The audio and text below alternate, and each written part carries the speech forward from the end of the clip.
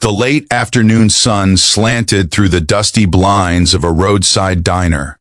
Golden light spilled across half-empty booths and chrome counters, mixing with the low hum of a ceiling fan and the smell of black coffee and motor oil. Outside, engines rumbled like distant thunder. A convoy of black motorcycles lined up, their riders' leather vests gleaming with a patch that read Disciples. Inside, the bar was heavy with silence, a kind of charged, waiting silence that came from men who'd seen too much. Boots on tile, leather creaking, the sound of power held still. Then the glass door creaked open. A woman stumbled in. She was pregnant, maybe 7 months along, her floral dress streaked with dirt, her cardigan torn at the shoulder. A thin line of blood traced her cheek. Her eyes, wide, terrified, shining with tears, darted across the room and froze. Every head turned. Every conversation stopped. The biggest man there, gray beard, arms tattooed, the word Beatrix stitched on his vest, looked up from his cup of coffee. His eyes narrowed beneath the dim lights. "Who let her in?" one of the bikers muttered. But the woman didn't hear. She could barely breathe. She fell to her knees. Her hands trembled as she pressed them together. "Please." "I didn't know where else to go." The sound of her voice broke something in the air. Even the jukebox in the corner seemed to pause mid-song. Greater than before we continue. Make sure to like, subscribe, and share your thoughts in the comments. It really helps us bring you more heartfelt stories like this one. The leader, the man they called Rex, pushed back his chair slowly. The legs scraped against the floor, a sound sharp as a blade. He stood, heavy, solid, silent. Everyone watched as he walked toward her, boots echoing in that stillness. "What happened to you?" he asked, voice low, like gravel. She swallowed hard, words trembling out. He's coming after me. My husband, he used to be kind, but now he drinks. He hurts me." "I ran. I thought I could get to my sister's house in town, but I didn't make it." Rex studied her. Her shaking hands, her swollen belly, the bruise at her jaw. She looked small against his shadow. "Why here?" he asked. Tears rolled down her face. "Because I saw the bikes. I thought maybe someone here still remembers what it's like to protect people." That line hung in the air. The men behind him shifted. They weren't used to this, to seeing someone plead, not to them. Most of them had lived lives where mercy was something you forgot. Rex exhaled slowly. "What's your name?" "Anna," she whispered. "Anna," he repeated, as if testing the sound of it, like a memory trying to come back. For a moment, something flickered behind his eyes. A flash of another face, another woman crying under the same kind of light. His daughter, years ago. The last time he saw her, she had screamed at him through a slammed door, calling him a monster. He hadn't seen her since. Now, standing over Anna, it felt like the universe had dragged that pain back to him, asking what kind of man he was now. "Get her some water," Rex said quietly. The men glanced at each other. One of them, tall, dark-bearded, scar over his lip, moved to the counter, filled a glass, brought it back. Anna tried to take it, but her hands were shaking too much. Rex crouched, took the glass, and held it to her lips. She drank. A tear slid down her cheek and hit the floor. "Thank you," she murmured. Outside, the sound of an engine cut through the air, a lone motorcycle roaring up the dirt road. Anna's face turned pale. "That's him." The biker stiffened. Rex stood, turning his head toward the door. "You sure?" Anna nodded, trembling. "His bike. I'd know that sound anywhere." Rex motioned to his men. "Lock the door." Boots moved, metal chains clinked, the deadbolt clicked into place. The air thickened. Through the window blinds, a man could be seen climbing off a rusted Harley. Leather jacket, red. Face, bottle in hand, staggering. Rex's jaw tightened. He turned back to Anna.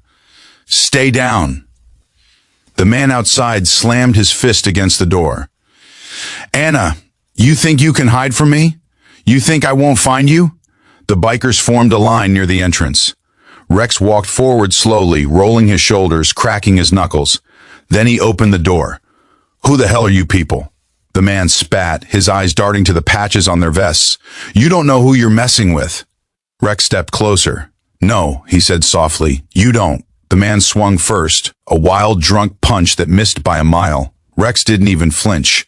He just grabbed the man by his jacket and slammed him against the doorframe so hard the glass rattled. Listen to me, Rex growled. You don't touch her again. You don't go near her. You so much as breathe in her direction, and you'll regret it. The man blinked, confused, defiant. She's my wife. She's not yours to hurt, Rex said, eyes cold as steel. For a second, it looked like the drunk might fight back. But one glance around, at the wall of leather-clad men behind Rex, and his bravado dissolved. He stumbled back toward his bike, muttering curses, and sped away into the setting sun. Inside, Anna collapsed into a sob. Rex knelt beside her, resting one rough hand on her shoulder. It's over. But she shook her head. No, it's never over. People like him, they always find a way. Rex's face hardened. Then he'll have to get through us first. The gang exchanged uneasy glances. They weren't saints. They weren't protectors. They were men who'd lived on the edge of the law their whole lives. Yet in that moment, none of them argued. Something in Anna's brokenness had reached a place inside them that had long been dead. As night fell, the diner lights flickered warm and golden. Someone cooked her a meal. Another brought a blanket from the back room. She sat in a booth, hands on her belly, eyes distant but softening. Rex sat across from her. You got anywhere to go? She nodded slowly. My sister. She lives 2 towns over. I just need to rest for the night. Rex studied her again, the way her hand rested protectively over her unborn child. That simple gesture hit him deep. He thought again of his daughter, the last message she'd sent before cutting him off. You were supposed to protect Mom. You didn't. He looked away, jaw tightening. You can stay here. You'll be safe. Later, when the others had gone quiet, Anna spoke softly. You have kids? Rex hesitated. Had one. What happened? He stared at the dark window, their reflections faint in the glass. I chose the club over her mother, thought I was being loyal to my brothers. Turns out I just didn't know what loyalty meant. Anna's eyes filled again. Maybe it's not too late. He almost laughed, but the sound caught in his throat. It's been 15 years. She reached out, resting her hand over his. Sometimes, it only takes one good thing to start undoing all the bad. Rex's hand tightened slightly around hers. For a long moment, neither spoke. The silence was heavy but not painful, just real. Greater than if this story has touched your heart. Don't forget to like, subscribe, and leave a comment. Your support helps us keep sharing stories that remind us of the power of kindness. The next morning, light spilled through the diner windows again. Clean, bright, forgiving. The bikes gleamed outside like a row of sleeping beasts. Anna stood at the doorway, wearing a borrowed denim jacket that looked far too big for her. She smiled faintly. Thank you, she said, for everything. Rex nodded. You got a ride? One of the younger bikers, the same one who'd fetched her water, grinned. Yeah, I'll get her there. She hesitated, then stepped forward and hugged Rex, gently, her head against his chest. His arms hovered awkwardly, then finally closed around her. It was the first time he'd held someone like that in years. When she stepped back, her eyes shone. You did protect someone, just like you wanted to. He looked at her, and for the first time in a long while smiled. Not the kind of smile that shows teeth, but the quiet kind that means something's healing. She left, and the door swung shut behind her. Hours later, as the bikers cleaned up, a phone buzzed on the counter. Rex picked it up. Unknown number. He almost ignored it, then answered. A soft voice on the other end. Dad? His breath caught. He couldn't speak. The voice trembled. A woman named Anna stopped by my cafe today. She said you helped her. She gave me your number, said you're not the man you used to be. Rex closed his eyes. For a moment, all he could do was listen to the sound of her breathing. Maybe, his daughter said, we could talk. The world seemed still.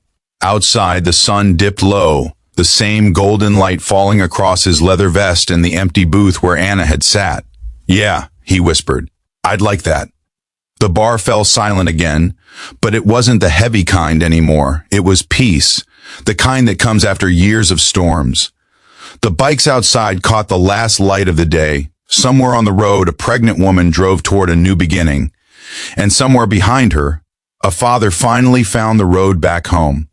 Sometimes the smallest act of kindness can rewrite the story of a life. No matter how lost we are, compassion has a way of finding us and reminding us who we still can be.